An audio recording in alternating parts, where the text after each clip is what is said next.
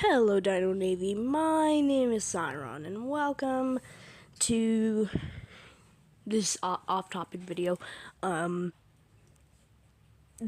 story so far, this is already part 4, we're talking about Avis Haven. I don't know why I'm on Nori. Also, I just realized I don't think I've ever explained this, and if I have, it was in like one video. It may look like she's not wearing any clothes, but she's wearing clothes that are pretty much the exact same color as her skin. So in case you didn't know, so we're gonna go over here to Raven. Where is she?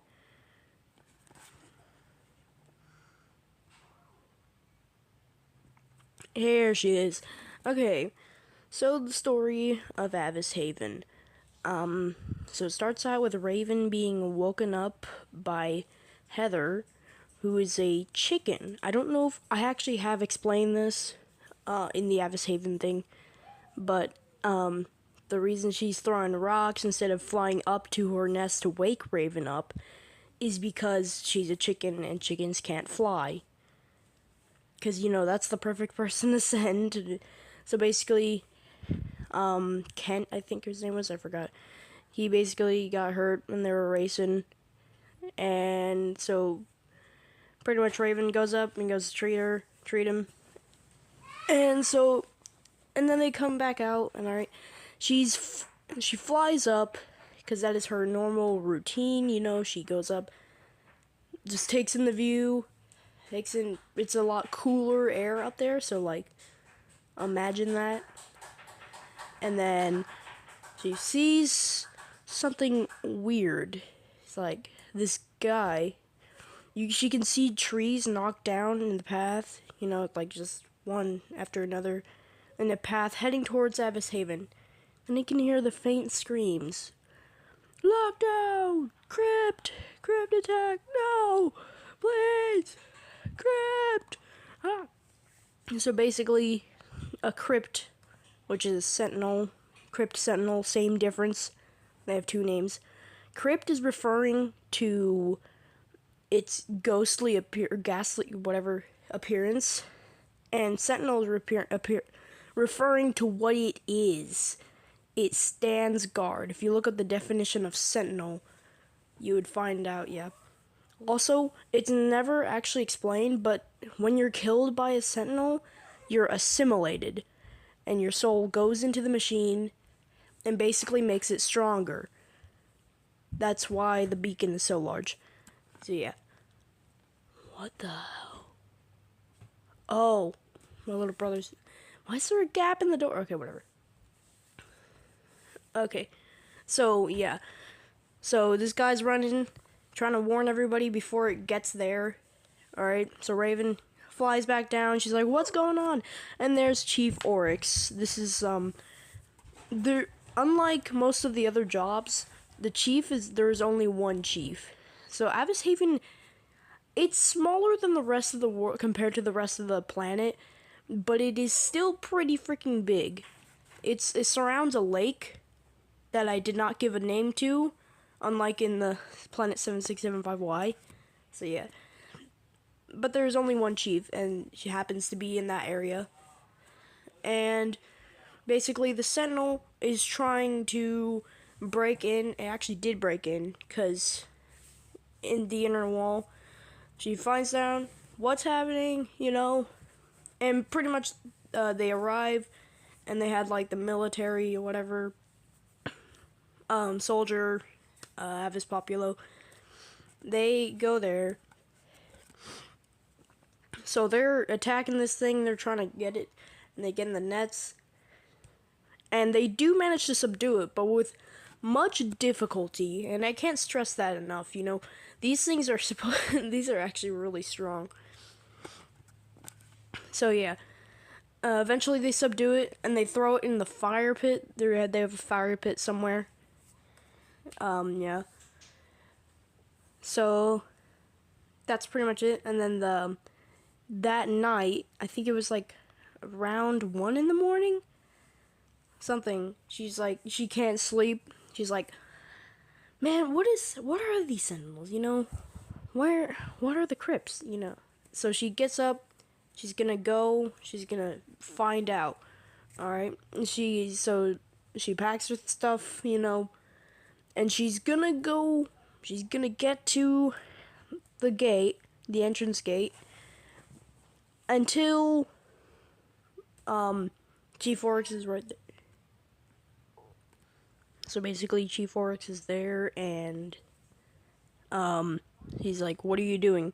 And she basically starts capping about doing stargazing, and turns out Chief Oryx has been making laps around the Haven, which, I mean, I already told you how big. If you look at a map, I have a map of them. Yeah, I have all the planets here. I've showed this in the promotional art thing.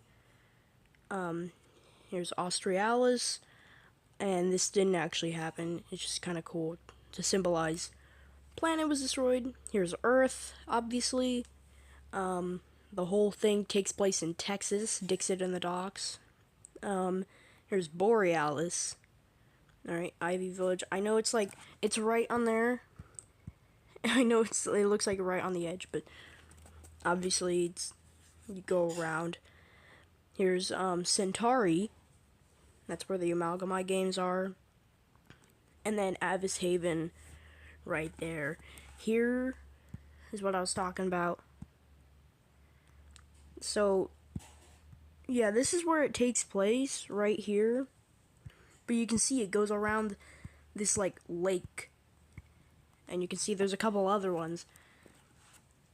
And that's how big the beacon is. It shines bright so you can see it from space. So yeah, you can see this is pretty freaking big. I mean, okay, this little slightly green space is still technically the Avis Haven, but none of them live in that space because that's where the walls are. Not gonna be right next to the wall. What if a sentinel breaks in? So yeah. So imagine making your laps around that. Every night. Yeah.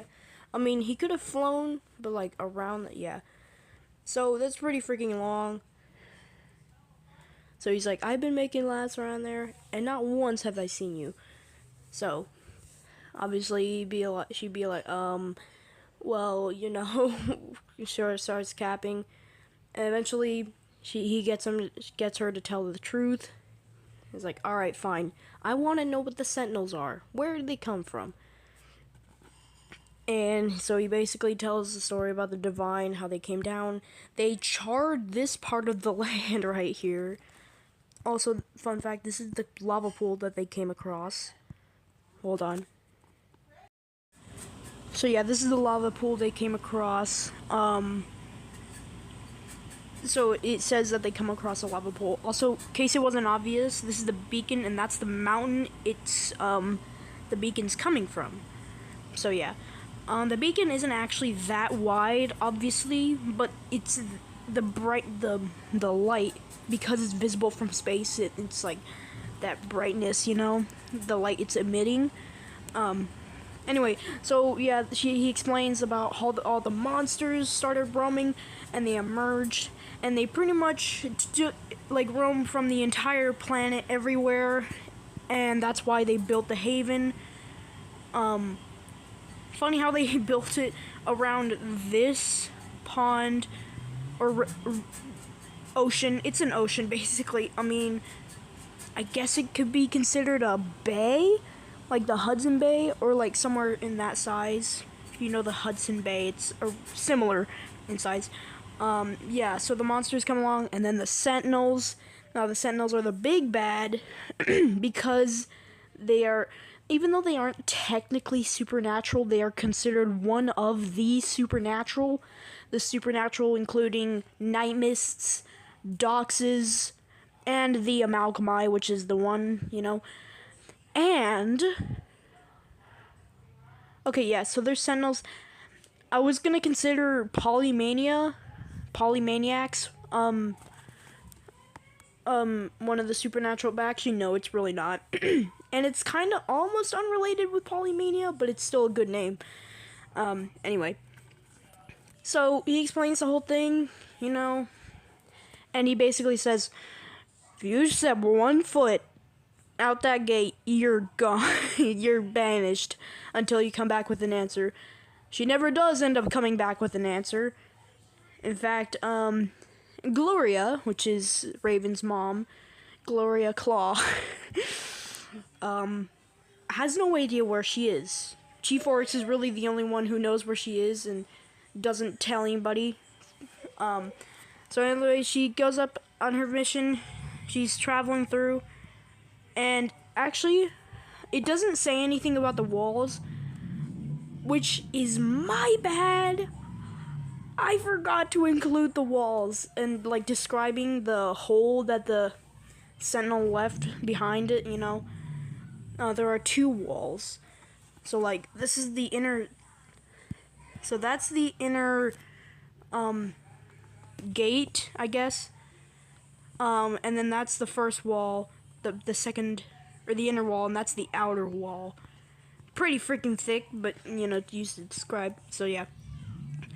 So my bad. Eventually, somewhere around here, she ends up meeting, the bipedal flora, and they are experiments by Atlas, and we will learn about him a little bit later. I'm actually planning on doing a spin-off, I'm gonna call them spin-offs because they're not following the main characters. They're usually gonna be about side characters or other things. Atlas is gonna be a pretty important character. But anyway, meets the bipedal flora, a mushroom person. You saw them, Trefaleo, Ghost Kid, and Willow. There we go. So therefore they're going on, and eventually, so the way they are supposed to, the bipedal flora, they actually are plants, but they have like plant muscles that allow them to move, and they have like cellulose, like wood, so they have that as bones pretty much. So it's weird how to explain it, how they would work as sentient plants. So they're not animal, but they look like as if they were animals that are just trying to, yeah. Also, this is 100% true. Trefaleo's design is definitely based off of, what's his face from Terraria. Yeah, if you know that, like, mushroom biome person. Anyway, so they end up getting all the way up to here after they encounter a clicker, which I have a picture of one. Here, wait. We're back in the characters. Here's Atlas. Here's a Sentinel. So this is what it was. So if you take away, this is what they look like without the gas, the hallucinogenic.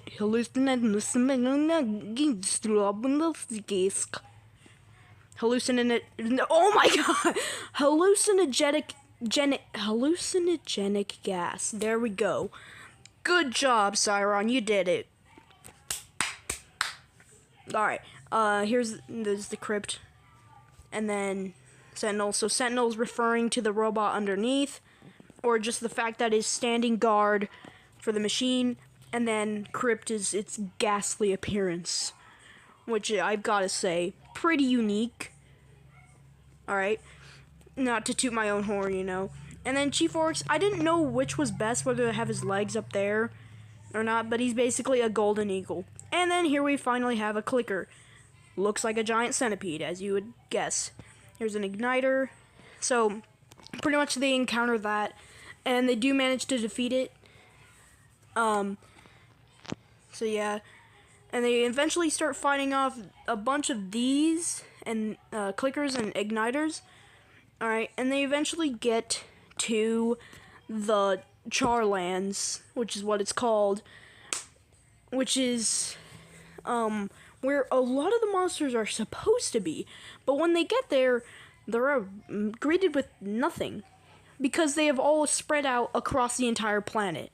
I mean, they still, some of them still live in the Charlands, but it is mostly in the normal Saltu, the grasslands, the luscious green palace. Okay, so then they're going on. So, and actually, it is at that part where they attack the or where the clicker attacks them and they manage to subdue it, that we get to read about Riths here and Shixes. Rah, rah, rah, rah, rah, rah, rah, rah,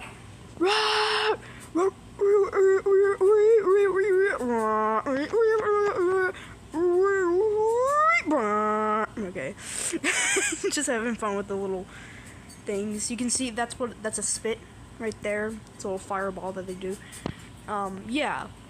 When it said white hot projectiles, they were white hot. Yeah. So, what was I saying? Oh yeah, so they eventually get to, like, a little bit past the lava pool, and then they see Willow looks up, or actually no, Truffaleo looks up. Here. So this goofy goober, whoa, what's that dot up there?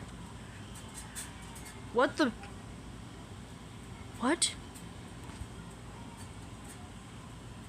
Well, I don't know why it's so slow.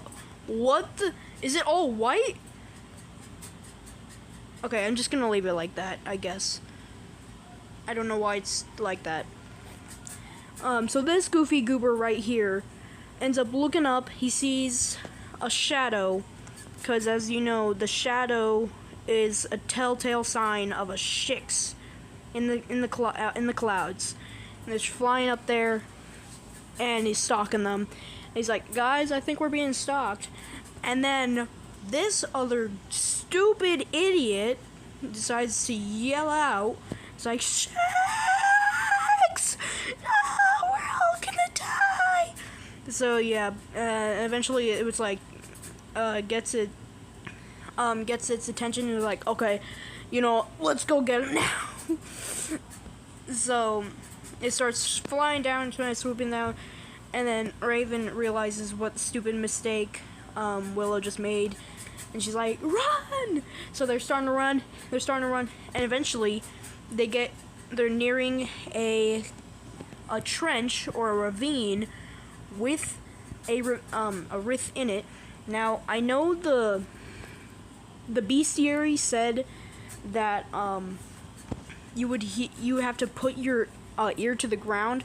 That's not necessarily true. So yeah, it's me, DP2. It's been me the whole time. Yeah. So basically, they feel the vibrations even while running. So that's how it is, because they're getting, like, they're right about here, and they're ready to jump. 3, 2, 1, and then poof, they jump. They see it down below, and it's open their mouth. It's like, Rrr. And one thing I didn't note, Shix's, I mean, it fit right about the entirety of my screen right here. So obviously this thing could swallow a Shix, and that's exactly what they do. Sometimes a Shix could fly over, and shoo. So they jump over, nearly missing it. Alright, they gotten the other edge, but of course they're not done.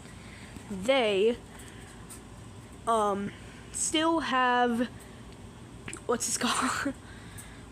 They still have a bunch of monsters, some more Shixes over here, and then igniters and clickers, and they're all ready to feast on the 4 of them, and they're all there. But just before they're like closing in, just before anything can happen, Atlas, surprise, surprise, comes in to save the day, along with 2 other familiar faces. That's Xena, no. He brings along with him Nori and Rappity Dee right here. And the reason he went back in time and brought them both. So he went back in time for Raptimov first, and then he had Raptimov teleport to Centauri and to get Nori, and then basically went and he brought them to Saltu, which is the planet of Avis Haven, Avis Popula, and he's connecting the puzzle pieces. All right, the puzzle pieces to a pure timeline, meaning if he didn't go back in time, all the events leading up to Avis Haven would have been pointless. Alright? Not only would Raven have died immediately after that Sentinel could charge it, because she can't teleport, she has no powers, meaning she would have just gotten killed. Alright? And everything would have not happened, because without Raven, nobody, well, things could have probably happened without Raven, but it's hard to, because you have to remember where they are. It's complicated, time travel and the whole thing. But anyway, they have to be there for a pure timeline, according. Also, earlier in the thing, Raven isn't supposed to know who Atlas is until Atlas himself introduces himself. And my original thought process would be like, yeah, she's doesn't believe them or something. I don't know. It would ruin it somehow. You can just use your imagination. Anyway, so Atlas is there. He does a switcheroo. Alright, brings the bipedal flora with him to the year I think it was like 2276. Alright, so like 201 years in the future. Alright. Even though this thing already takes place in the future. So yeah. And leaves Raptimov and Nori with Raven. And they go on, pretty much, they're like, okay, he's from the future, he knows what he's doing, hopefully, so we're just gonna go, I'm gonna go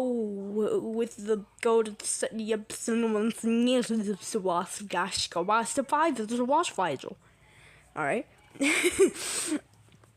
So eventually they end up going through, and turns out that mountain, yeah, that's actually a hologram produced by, I was swiping to see if the mountain's not here. Okay, it was a hologram produced by the machine. Alright, I have actually a picture of the machine. Here, wait. Here's the machine right here in all its glory, you know. It's got like, it looks kind of like the Amalgamite. Wait, no, this is the Amalgamite. Also, here's the thumbnail. Anyway, here's the machine. This is what it looked like. Also, this text translates to Sentinel Control. So yeah. I mean, just looking at it, you can tell this thing is powerful. There's the beacon, you can see it. And it's surrounding the whole thing. It's actually, I think I did a pretty good job with this depiction. So yeah, this is the machine. And it produced, not only did it power the Sentinels, it also produced a hologram of the mountain, which makes sense. Like, how is the beacon coming from the mountain, you know? Obviously, it's the beacon going right through a hologram. And yeah, so basically, a Sentinel, like, immediately notices them when they step through inside the mountain. And, right, it's like charging at them, and they have guns, you know, because of course they do. And they're charging, and they're trying to shoot it. Obviously, that doesn't work. So, Raptimov's like, alright, screw it. And he grabs Nori and grabs, Raven, alright, and he teleports.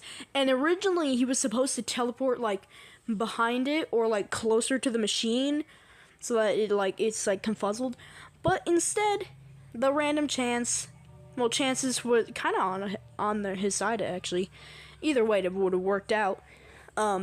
He teleports, and they go into a blank white void, known as the devoid space.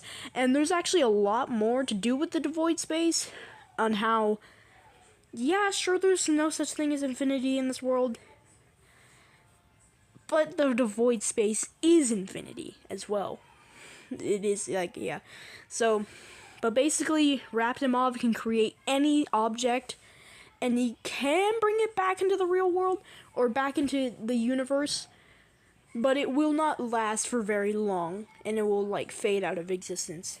And also, he can like show you where you are relative to certain objects. So in this case, the Sentinel, he brings up the Sentinel, and it's like frozen in time.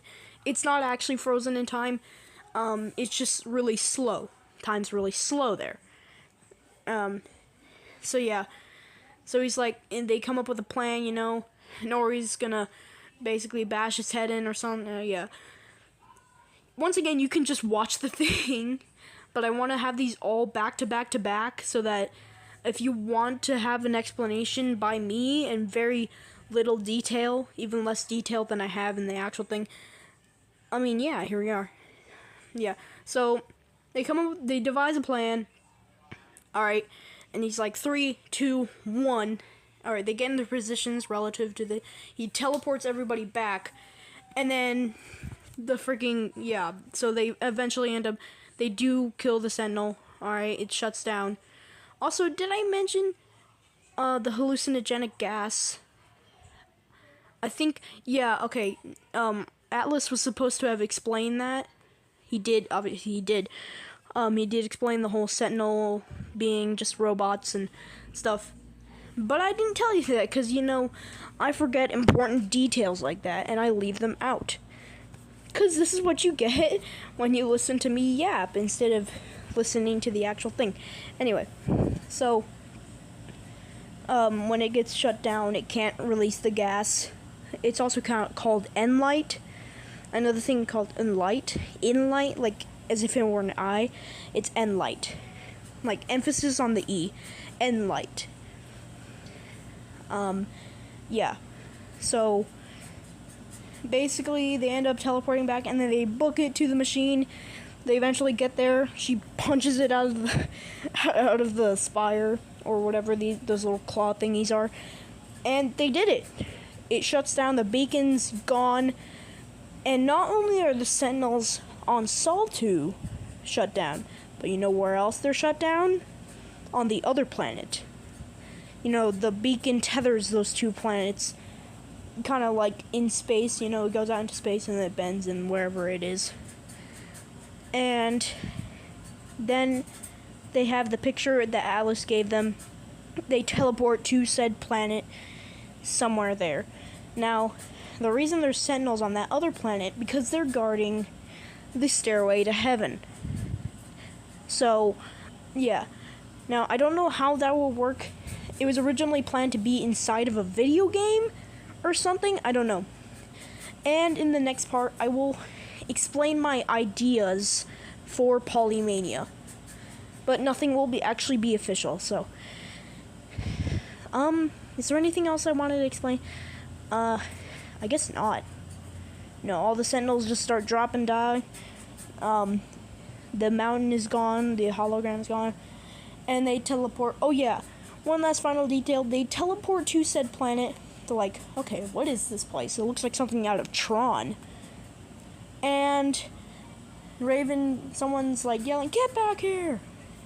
And Raven turns around, and because it's in the POV of Raven, so that's where it's obviously going to cut off.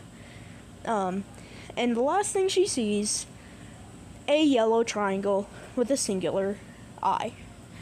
Once again, that was supposed to be like, if people would take my stuff and theorize about it, it'd be Bill Cipher. No, it's not Bill Cipher, it's someone else.